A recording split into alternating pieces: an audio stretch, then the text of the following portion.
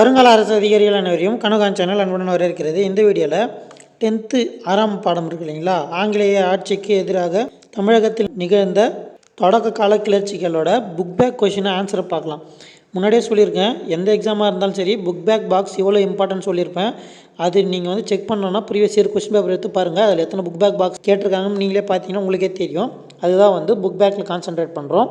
இப்போது இது second video. நம்ம புக் பேக் எடுத்து ஃபஸ்ட் வீடியோக்கான வீடியோ லிங்க் வந்து டிஸ்கிரிப்ஷனில் தரேன், பார்க்காதன்னு பார்த்துக்குங்க.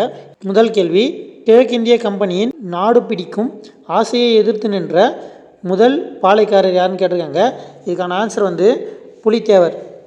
அடுத்து, சந்தா சாஹிப்பின் 3 முகவர்களோடு நெருங்கிய நட்பினை ஏற்படுத்தி கொண்டவர் யாருன்னு பார்த்தீங்கன்னா புலித்தேவர். அடுத்த கேள்வி, சிவசுப்பிரமணியனார் எங்கு தூக்கிலிடப்பட்டார் அப்படின்னு கேட்டிருக்காங்க. இதுக்கான ஆன்சர் வந்து நாகலாபுரம். இதே ஞாபகம் வச்சுக்கலாம்னா சிவசுப்பிரமணியன் இருக்கு இல்லைங்களா, சிவன் ஞாபகம் வச்சுங்க. சிவன் கழுத்தில் நாகம் இருக்கு இல்லைங்களா, பாம்பு இருக்கு இல்லைங்களா, அதை வச்சு நாகலாபுரம் அப்படின்றத ஞாபகம் வச்சுக்கலாம். அடுத்து, திருச்சிராப்பள்ளி சுதந்திர பிரகடனத்தை வெளியிட்டவர் யார்? அது வந்து மருது சகோதரர்கள். அடுத்து, வேலூர் புரட்சி எப்போது வெடித்தது? 1806 ஜூலை 10. வேலூர் கோட்டையில் புதிய இராணுவ விதிமுறைகளை அறிமுகப்படுத்த காரணமாக இருந்த தலைமை தளபதி யாருன்னு பார்த்தீங்கன்னா சர் ஜான் கடாக். வேலூர் புரட்சிக்கு பின் திப்பு சுல்தானின் மகன்கள் எங்கு அனுப்பப்பட்டார்கள்னா கல்கத்தாக்கு. சரிங்களா, திருப்பி ஒரு வாட்டி படிச்சிடுறேன். கிழக்கிந்திய கம்பெனியின் நாடு பிடிக்கும் ஆசையை எதிர்த்து நின்ற முதல் பாளையக்காரர் யாருன்னு பார்த்தீங்கன்னா புலித்தேவர். அவரே தான் வந்து சந்தா சாஹிப்பின் 3 முகவர்களோடு நெருங்கிய நட்பில் இருந்திருப்பார். சரி, அடுத்து, சிவசுப்பிரமணியனார் எங்கு தூக்கிலிடப்பட்டார்னா நாகலாபுரம். அதாவது சிவன் கழுத்தில் நாகம் இருக்குன்றதுனால அதை வச்சு அதை ஞாபகம் வச்சுக்கலாம். அடுத்து, திருச்சிராப்பள்ளி பிரகடனத்தை வெளியிட்டவர் யாருன்னு பார்த்தீங்கன்னா மருது சகோதரர்கள். அடுத்து, வேலூர் புரட்சி எப்போது வெடித்ததுன்னா 1806 ஜூலை 10ஆம் நாள். அடுத்த கேள்வி, வேலூர் கோட்டையில் புதிய இராணுவ விதிமுறைகளை அறிமுகப்படுத்த காரணமாக இருந்த தலைமை தளபதி யாருன்னு பார்த்தீங்கன்னா சர் ஜான் கடாக். வேலூர் புரட்சிக்கு பின் திப்பு சுல்தானின் மகன்கள் எங்கு அனுப்பப்பட்டார்கள்னா கல்கத்தாக்கு. கோடிட்ட இடங்கள் பார்க்கலாம். முதல் கேள்வி, பாளையக்காரர் முறை தமிழகத்தில் டேஷ் என்பவரால் அறிமுகப்படுத்தப்பட்டது? விஸ்வநாத நாயக்கர். திருப்பி படிக்கிறேன். பாளையக்காரர் முறை தமிழகத்தில் டேஷ் என்பவரால் அறிமுகப்படுத்தப்பட்டது. இதுக்கான ஆன்சர் வந்து விஸ்வநாத நாயக்கர். வேலு நாச்சியாரும் அவரது மகளும் 8 ஆண்டாக டேஷ் பாதுகாப்பில் இருந்தனர். இது வந்து கோபால நாயக்கர். வேலு நாச்சியாரும் அவரது மகளும் 8 ஆண்டுகளாக டேஷ் என்பவரின் பாதுகாப்பில் இருந்தனர். அதுக்கான ஆன்சர் வந்து கோபால நாயக்கர். அடுத்த கேள்வி, கட்டபொம்மனை சரணடைய கோரும் தகவலை தெரிவிக்க பானர்மேன் டேஷ் என்பவரை அனுப்பினார். ஆன்சர் வந்து ராமலிங்கர். கட்டபொம்மனை சரணடைய கோரும் தகவலை தெரிவிக்க பானர்மேன் டேஷ் என்பவரை அனுப்பினார் அப்படின்னா ராமலிங்கர். அடுத்த கேள்வி, கட்டபொம்மன் டேஷ் என்ற இடத்தில் தூக்கிலிடப்பட்டார். ஆன்சர் வந்து கயத்தாறு.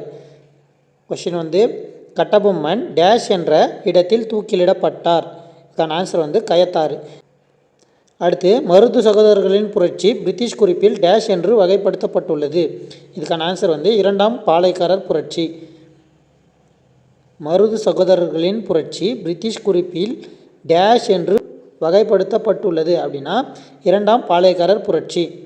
அடுத்து, டேஷ் என்பவர் புரட்சிக்காரர்களால் வேலூர் கோட்டையில் புதிய சுல்தானாக அறிவிக்கப்பட்டார் அப்படின்னா ஃபதே கைதர்.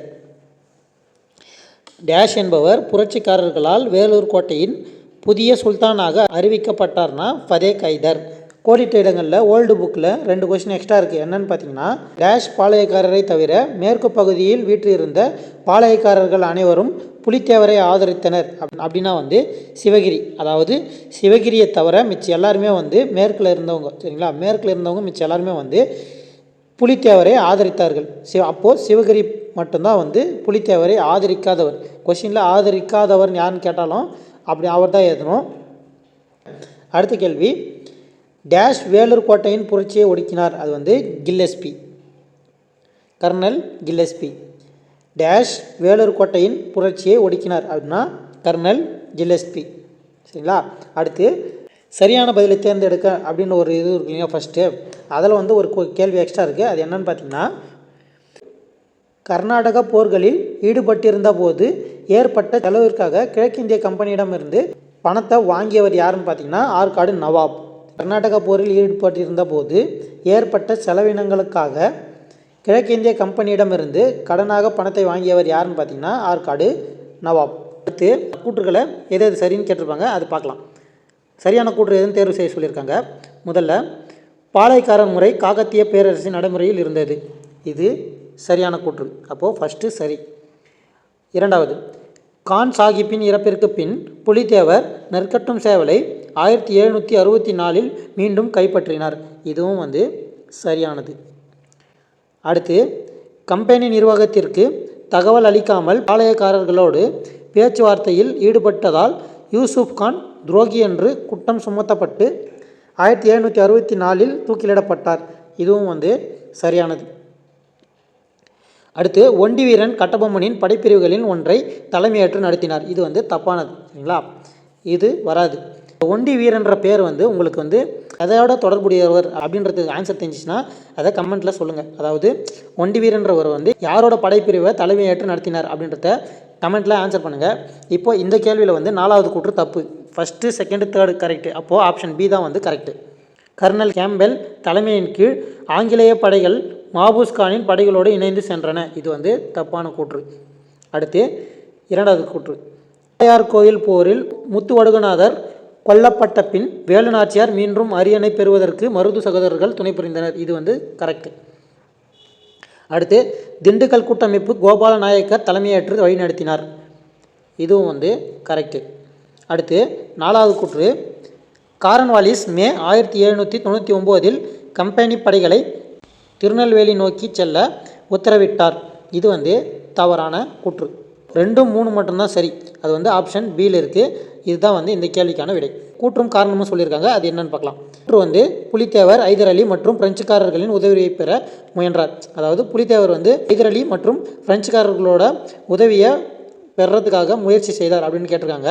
அடுத்த காரணம் என்னன்னு கொடுத்துருக்காங்கன்னா, மராத்தியர்களோடு ஏற்கனவே தொடர் போர்களில் ஈடுபட்டு கொண்டிருந்ததால் ஐதர் அலியால் புலித்தேவருக்கு உதவ முடியாமல் போனது. இது கூற்று காரணம் ரெண்டுமே சரிதான். ஆனால் காரணம் கூற்றை சரியாக விளக்கலை அப்படின்றது தான் கரெக்ட். இது ஆப்ஷன் ஏ தான் இந்த கேள்விக்கான விடை. அடுத்து, பொறுத்துக. தீர்த்தகிரி, தீர்த்தகிரினா ஓடாநிலை. அடுத்து, கோபால நாயக்கர், கோபால நாயக்கர்னா திண்டுக்கல். அடுத்து, பானர்மேன், பானர்மேன்னா ராமலிங்கர். பானர்மேன் யாரை கொண்டு இருப்பார் அப்படின்ற ஆன்சர் தெரிஞ்சால் கமெண்ட்டில் ஆன்சர் பண்ணுங்கள். இந்த ராமலிங்கனார் எதற்கு பானர்மேனோட தொடர்பு படுத்துகிறாங்கன்னா, கட்டபொம்மனை சரணடைய சொல்லி பானர்மேன் ராமலிங்கனார் தூது அனுப்புவார். அதை வச்சு தொடர்பு படுத்திருக்காங்க. அடுத்து, சுபேதார் ஷேக் ஆதம். இது வேலூர் புரட்சியோட தொடர்புடையவர். இதுதான் இந்த பாடத்தில் இருக்கிற புக் பேக்கான ஆன்சரு. இந்த வீடியோ உங்களுக்கு யூஸ்ஃபுல்லாக இருந்துச்சுன்னா வீடியோ லைக் பண்ணிக்கோங்க, உங்கள் ஃப்ரெண்ட்ஸுக்கு ஷேர் பண்ணிவிடுங்க. இந்த வீடியோ அந்தளவுக்கு யூஸ்ஃபுல்லாக இருக்குன்னு கமெண்ட்டில் சொல்லுங்கள். அதே மாதிரி நான் இந்த டாப்பிக்லேருந்து 2 கேள்வி உங்களுக்கு கேட்டிருக்கேன். அந்த கேள்விக்கான பதில் தெரிஞ்சால் கமெண்ட்டில் சொல்லுங்கள். மீண்டும் அடுத்த வீடியோவில் சந்திப்போம். இப்படி கனகாஞ்சிவா. நன்றி, வணக்கம்.